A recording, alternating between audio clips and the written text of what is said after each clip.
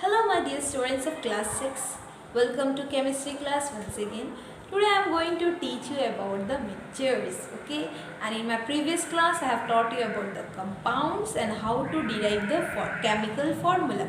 Okay, and I have taught you how to derive the chemical formula and I have taught you step by step now how to derive the chemical formula, and today I am going to teach you about the mixtures. Okay, so it is very interesting. Okay, mixtures, this topic is very interesting. So you say mixtures, okay, or mixed substances. Okay, so mixtures are formed when two or more pure substances, okay, like what are pure substances? Elements, compounds. Okay, so mixed substances or mixtures are made when two or more pure substances like elements, compounds or both, okay, get mixed. Okay, so mixed substances or mixtures are made when two or more pure substances, and what are pure substances? Elements, compounds or both. Okay, and they are not mixed chemically. Okay, they do not mixed in a fixed proportion. Okay, they are not mixed in a fixed proportion, they do not mix chemically, and they retain their individual property. They retain their individual property. So what does this retain their individual property means? Like when your mother makes salad, okay, at home she makes salad of cucumber, radish is there, carrot is there, onions are there, chilies are there, salt is there, like so many things she mix and then she make the salad. Okay, so when she make the salad and she mix, so what it is a mixture. So salad is a mixture. Salad is a mixture of this cucumber, radish, carrot, onion, chilies. Okay, and are they mixed in a fixed proportion? No, they are not mixed in a fixed proportion. They are not mixed chemically. They are not mixed chemically, and they retain their individual property. What the property of cucumber is? It will be the same property. Okay, when this cucumber is used to make salad. Onion will also have the same property when it is mixed in the salad. So the mixtures, the substance in the mixtures, they retain their individual property. Okay, they have their individual properties. Okay, so this was about the mixtures. Now let's see the characteristics of mixtures. Okay, now what are the characteristics of mixtures? Number one is that they do not have definite composition. Okay, no definite composition. Okay, so we know that the mixtures are formed. Okay, the mixtures are made when two or more, okay, pure substances get mixed in a varying quantity. They are not mixed in a fixed quantity. They are not mixed chemically. Okay, so pure substances are made when two or more substances, when two or more pure substances get mixed. Okay, so their composition is not same. They do not have a definite composition. For example, now I am going to say you some examples, then you will understand about this definite composition, that mixtures do not have definite composition. Okay, for example, now I am going to make the mixture of salt in water. Okay, first what I will do, in both the glasses, okay, I'll change the amount of salt. Okay, but the amount of water in both the glasses will be same. The amount of water will be same, but the amount of salt will be different. In the first glass, okay, what I will do, I'll put 1 spoonful of salt. Okay, and in the other glass I'll put 2 spoonful of salt. Okay, so you have seen that the amount of water is same, but the salt which I have taken, okay, the amount is different. The amount is different now, so their composition is not same. Both are mixture of salt in water.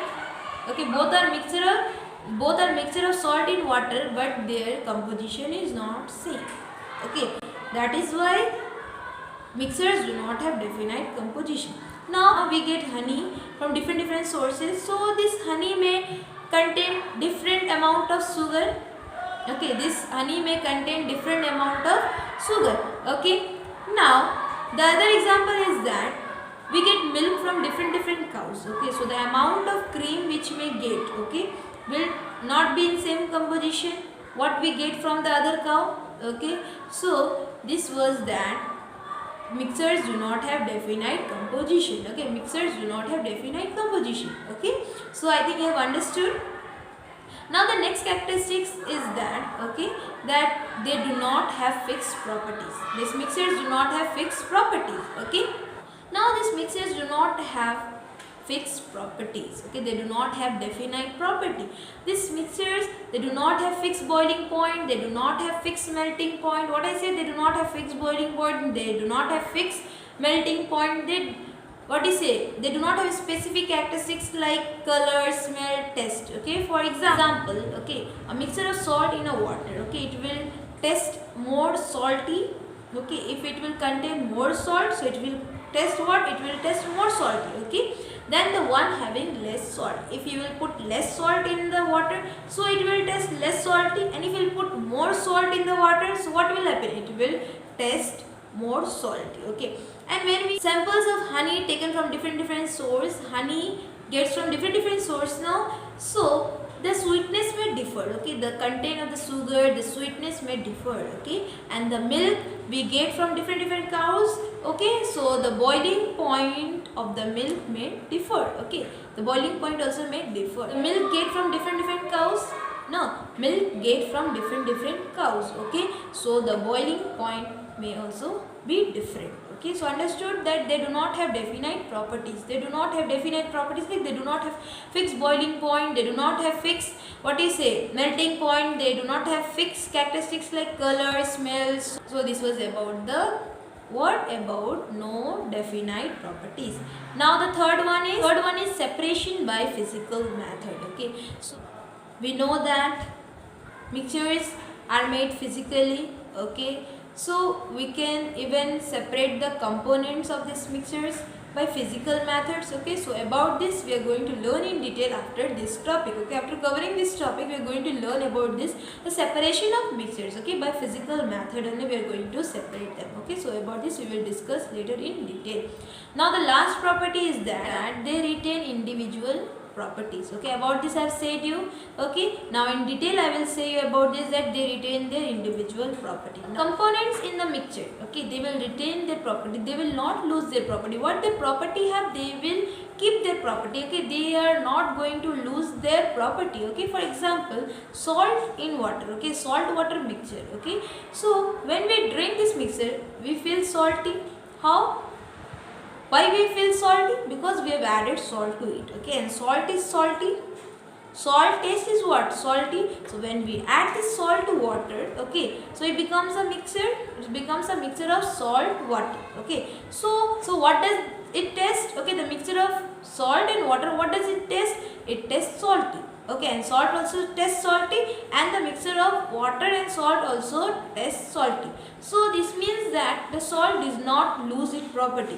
The salt did not lose its property. The salt retains its property, okay. What the property they have, they will keep, okay, they will not lose their. You understood why this salt and water mixture will taste salty? Because the salt do not lose its property, it retains its property, okay, it keeps its property, okay, and it does not lose its property, okay. That is why the salt water mixtures taste salty. We have to also keep in mind that when the pure substances, okay, more than one pure substances, when they get mixed, okay, they do not form any new substances, they do form any new thing, no, they do not form any new substances, but these mixtures can form new substances only when they undergo chemical changes, okay. For example, when we will mix iron fillings and sulfur, okay, sulfur is yellow colored powder, okay, it is what is the color of sulfur? It is yellow in color. When we will mix this iron filling and sulfur physically, okay, by physical method, we will just mix it, no chemical method is required to mix these two, okay, we will mix them, okay. So it has become the mixture of iron and sulfur, okay. So do they have formed any new substance when we have mixed iron and sulfur, okay? Have they formed any new substance? No, they will not form any new substance. When we will just mix it physically, it will not form any new substance, okay. Even if you will bring a magnet near this mixture, so what will happen? All the iron will get attracted to the magnet, okay. When we will bring the bar magnet near this mixture, all the irons will get attracted to this magnet, okay. So you have seen no new substance form. Iron, it retained its property, it did not lose its property, and sulfur will be left, okay, sulfur will be left, okay, and iron will get attracted to the magnet. So no new substance is formed. So this was just physically we have mixed this. Now we are going to do some chemical method, okay.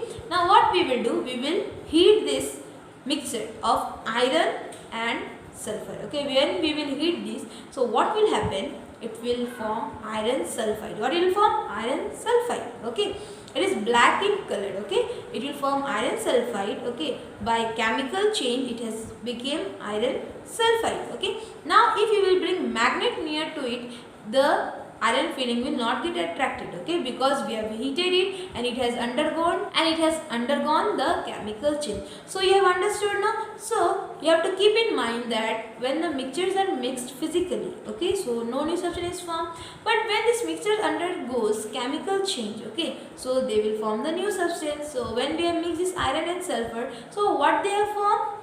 Before they have formed nothing, they were just mixed. Okay, they were just mixed and no new substance was formed. So when we have heated them, okay, so they underwent the chemical change and they formed the new substance, okay, iron sulfide. Okay, so new substance is from iron sulfide. I have said you that when you will bring, okay, when you will bring the bar magnet near the mixture of iron and sulfur, so what you will observe? So the iron will get attracted to the bar magnet and the yellow, okay, yellow sulfur powder, it is non-metal, and if you will keep in the water, it will float on the water and it has some smell also, it has specific odor.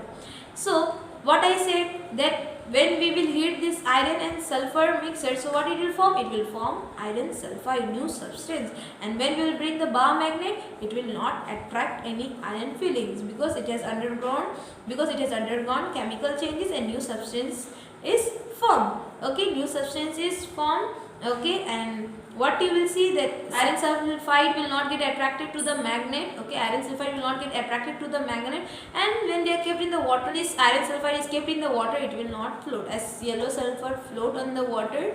Okay, but this iron sulfide will not float. That means new substance is formed now after heating. So understood, and it is black in color. Iron sulfide is black in color. Okay, so today up to this much. Okay, I have said you in detail about the mixtures. Okay, I have made you understand, okay, in detail each and everything in detail I have made you understand. Okay, so for today up to this much. Okay, so what you will do, you will learn at home. Your homework is to read. Okay, your homework is to read this all. Okay, understood. So in my next class I will teach you the other topics. Okay, thank you.